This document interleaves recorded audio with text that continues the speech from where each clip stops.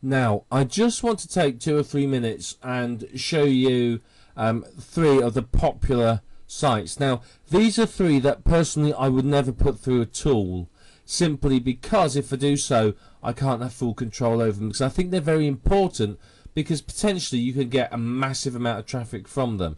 The first is digg.com, D-I-G-G, you can see it up here, .com. Now, digg.com is a news site. It doesn't respond well to everything going on here. Sure, you can put everything you want on here, but what I would recommend is that you put on something that's newsworthy for Digg. Digg is very much more news and serious focused, if you like. It's I don't know if this is quite the right word for it. It's a grown up social bookmarking site. It's for sort of highbrow people, if you like. The real benefit of Digg is you can get a massive amount of traffic. Now you can see here the stuff on the front page. Now every time someone digs your article, it will appear back up here, because these are made popular recently. Now the reason you want to be careful about what you can put here is this little button here, the bury button. What this means is that if I read something and I think, God, that's a load of rubbish, what on earth that's doing here? I click that button, it takes the Digg away. Too many of these and it goes completely off the site. And that's why you don't want to put any old rubbish on here. This is where you put your best articles, your most controversial, your most newsworthy stuff that's going to grab people's attention.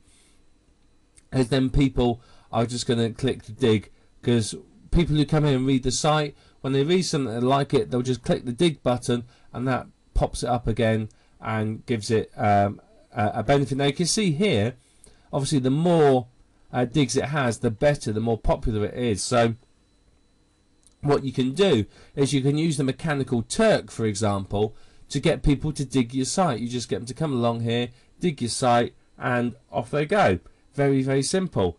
So yeah, this is very, very easy to do. But you can see from the categories up here, it is much more serious, much more newsworthy.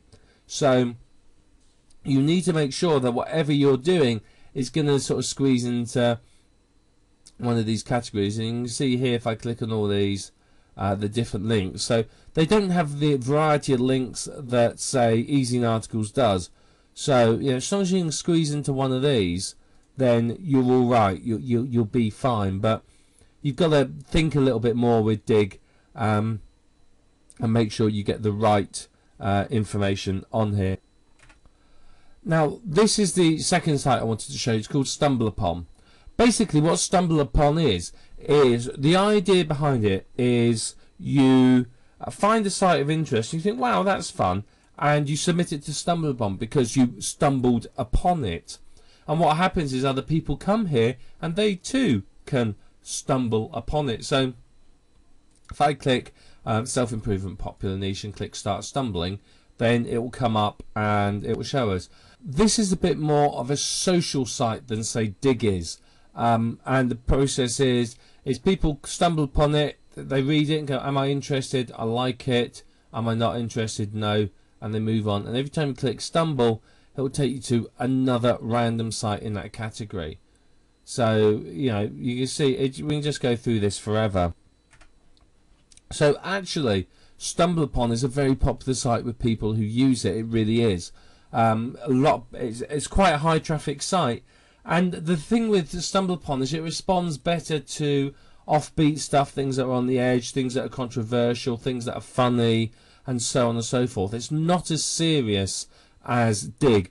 Digg is very much, as I say, a very newsy site, very much think CNN and BBC. It's very self-important, maybe, whereas Digg is a bit more playful, a bit funnier, pokes fun at itself. So if you, depending on what sort of your article is, you could put it on either of these. But the reason I don't say automatically submit to these is you can get your social bookmarks removed from these sites. If enough people say I don't like it, then it will be taken off the site.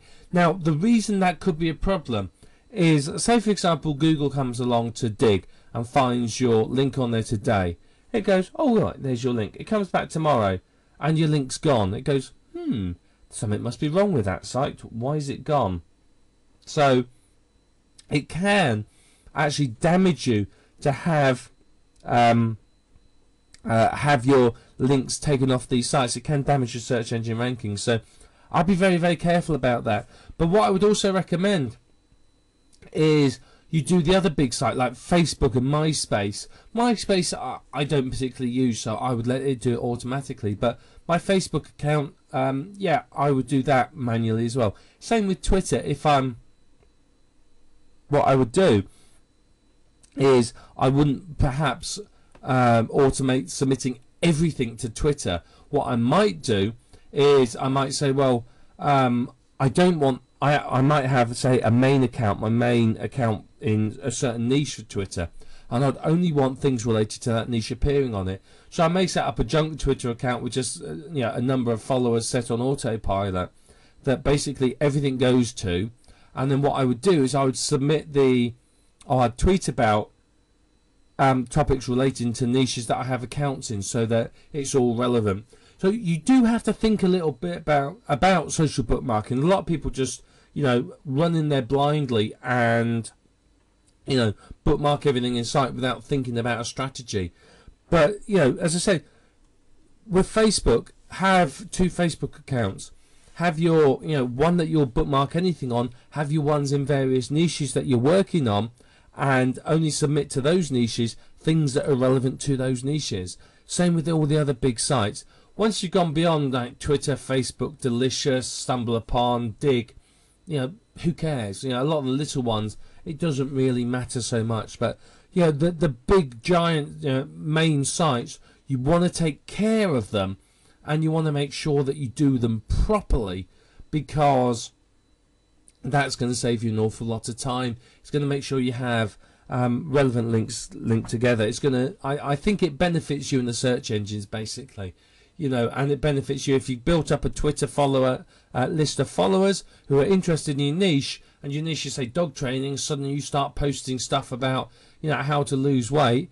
They're going to start dropping you as someone they follow, because they're not going to understand why it's there.